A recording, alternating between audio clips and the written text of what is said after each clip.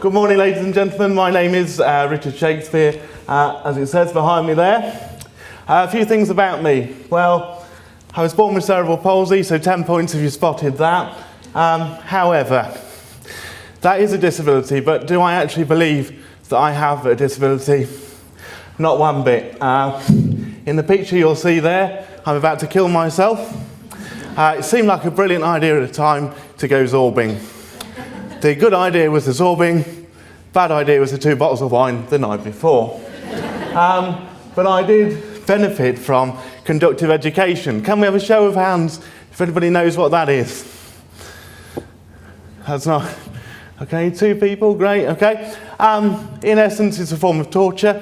What happened to me when I was about 3, I was the first child in the UK to be given a full-time placement at the Peto Institute in Budapest. I thought it was going to be fun.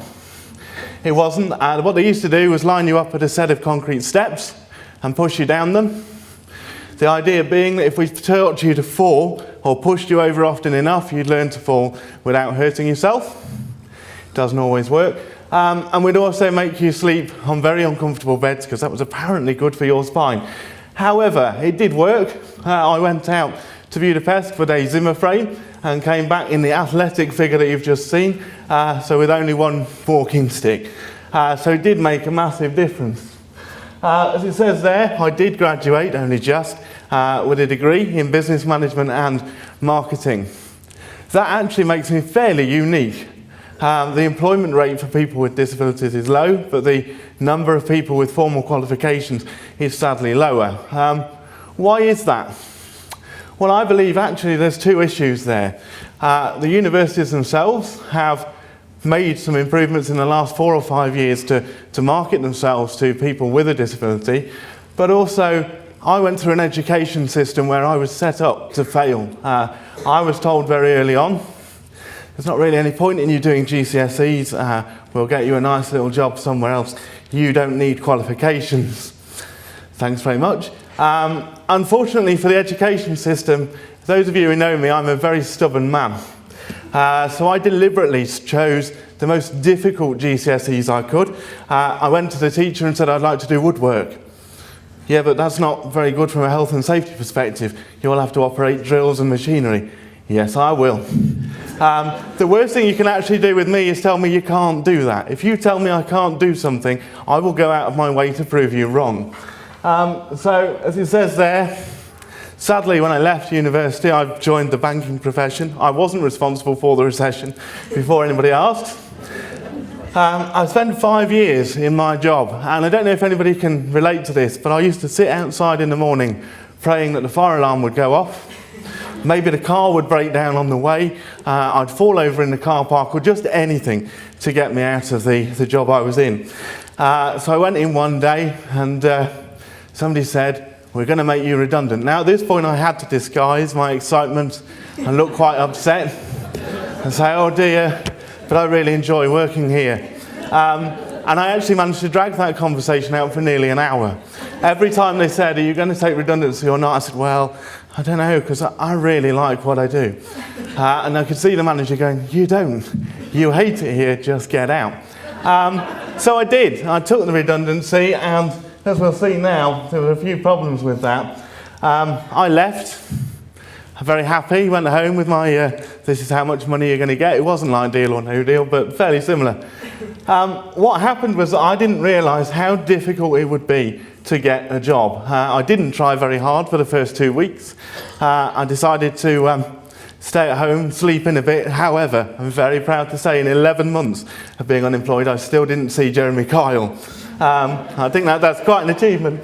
But as it says there, I actually applied for 1,923 jobs. I have at home probably enough rejection letters to wallpaper my entire house.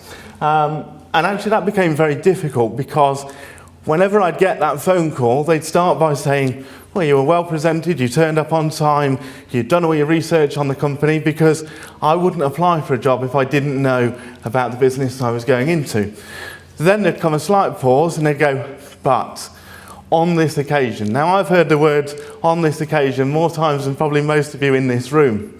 What I found very interesting was we'd start by saying on this occasion, but we'd use every other excuse, word, sentence, whatever we could, to not use the word disability. I went for an interview at a local authority and did an aptitude test. There are a whole range of exercises in this aptitude test, and I got the highest return rate that they'd had in 5 years at 98%. The person who got the job got 58. And the reason for that, well, I wouldn't like to say that they were discriminating, but they were. Because actually, when I asked for the feedback, they couldn't give me a reason as to why I hadn't got that job. So I spent many days at home applying for jobs. I applied for roughly 6 a day. One of the most depressing things that the recruitment industry have done, probably in the last 5 or 6 years, you can now see on certain websites how many people have applied for the same job as you. So within 2 hours of a job being posted, I could see that maybe 200 or 300 people had applied for the same job. So what did I do? Well, I sat at home for a while and thought, okay, I'm going to go out on the road. I literally stacked my car full of CVs and drove from my house to anywhere that I thought was acceptable for a commutable distance, and actually any job that would just about pay enough money. One of the obstacles I faced during my search for employment, dare I say it, was actually the Department of Work and Pensions. I went to a job centre and the first question was, don't wear a suit because people think you'll work here. That's correct. The second one was, we haven't got any jobs for you. There's nothing for people like you. Now, I don't know whether he meant in terms of my qualifications or in fact my disability. We never did get to the end of that very interesting discussion. But one of the reasons that they held me back was actually their attitude. He actually said to me, but at 27, you could get council tax benefit, we could probably help you towards your mortgage, you'd be entitled to this, that and the other. I could actually get you more money from the benefit system than you'd probably get in a salary. 30 seconds later, a security guard was called and I was removed from the building. Apparently they will not tolerate abusive behaviour.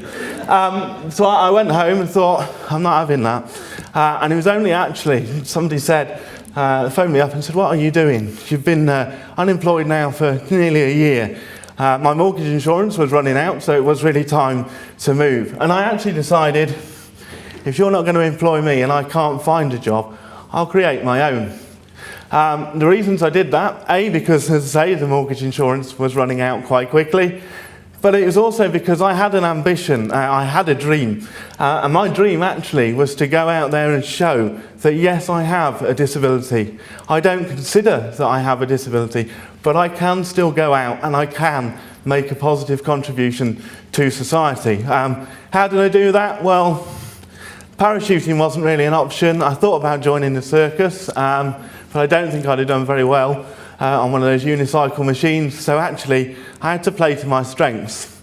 My strengths are that I'm quite stubborn, I will offer an opinion, but also I have a wealth of experience because I live with a disability. Whether I like it or not, I do live with that disability. So what do? Well, I actually started my business by accident. I went to a networking event with the intention of handing out my CV to anybody that would take it. What I didn't realise was at this event, you had to stand up and say what you did. So somebody went, would you like to go first? No, but I did. And when I stood up, the answer, or the words came out of my mouth, I am a disability advisor. I thought, that's what we do now. So 5 years on, that is what I do. As you'll see there, I tend to work with larger businesses. I do, however, have a passion for SMEs, as Mike alluded to earlier on. For me, they are the future. So although I have a passion for them, I do still work with the large organisations. So we'll see there, obviously, Eurostar International. Everybody's probably heard of them. Prior to the London 2012 Games, I trained their staff how to get people on and off trains and how actually to be a little bit more aware of disabilities. What's the challenge in terms of being aware of disabilities or confident surrounding that subject? Most of the time it's fear. So we know it's a sensible thing to do. We know there's a very strong business case for actually employing and engaging with consumers that have a disability. They spend in excess of £80 billion a year in the UK economy. Why would you not engage with a consumer group of that size? The reason in most cases is actually because they're scared stiff. The Daily Mail doesn't help, as you've alluded to earlier. Some of their articles don't help at all. And we quite often see if disability is reported in the media, and I think this is where both government and media have a responsibility, 9 times out of 10 it's negative. We don't see very many positive stories around disabilities unless it's the Paralympics or something of that type. You're far more likely to see a benefit cheat or somebody being caught out because that sells more papers. However, whilst it sells more papers, it gives a very negative message and actually increases stereotypes. For me, one of the things we need to look at when it comes to disability awareness is a mechanism for change. So it's okay saying, well, actually, you employers out there should be more confident. You should be more aware. Well, how are we going to do that? What we've done internally is created an e-learning platform that actually allows that to happen. The advantages of that, as we'll see on the next slide, is that actually, if you have got thousands of employees, it's not difficult to roll it out. It can be more cost effective than face-to-face training, but the beauty, I think, of our e-learning platform is we haven't just read it in a book. We haven't just got some PowerPoint slides. I live with it every single day. I'm not afraid of questions. I'm not afraid of terminology. I start every one of my face-to-face training courses by saying 2 things. Ask what you like, I don't care. Also, please don't sit there thinking, can I use that word? Can I say that? Is that acceptable? Is it not acceptable? It's much better that we're open and honest and have a good quality conversation. And actually, if you do offend me, I'd rather you offended me than potentially one of your clients. So for me, there's a few things that we need to do. We need to work in collaboration. As it says there, for me, it's common sense, disability awareness. We're all frightened of it, but it's common sense. There's a genuine business case for going down that route. Trust the person with the disability that has the disability is the expert. Several times people have tried to teach me to walk properly. It's quite entertaining. Quite often they'll say to me, there's nothing really wrong with you, you're just putting it on. There are other things I would rather put on than spending 20 minutes putting my shoes on in the morning. It's not great. If you fall over, that's not brilliant. I once fell over just outside my office, and I didn't know that people with a disability made good roundabouts. But as I laid in the middle of the road, rather than confronting the issue, we drove around the issue. We'd wind the window down and say, are you okay? But we wouldn't wait for the answer. So eventually, God bless the man that invented the mobile phone, because that is my way out of trouble like that. But for me, it is about stereotypes. We all make judgments when we see people. We all make a snap decision.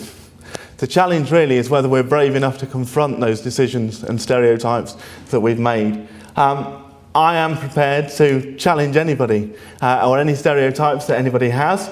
For me, if you actually believe in your own ability, that's the strongest thing. So it's okay engaging with employers and saying, you know, it's your responsibility to make a reasonable adjustment.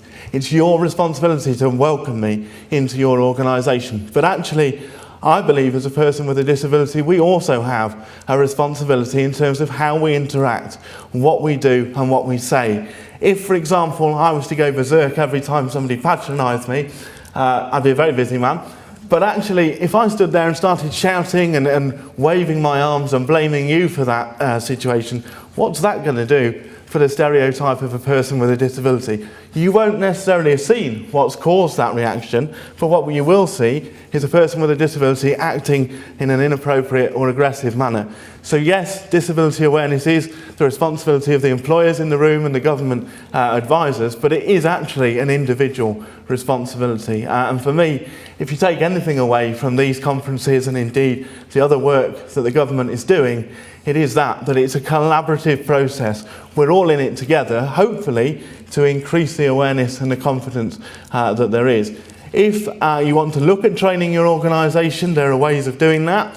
One of them is actually to be brave enough to admit we potentially have a training need.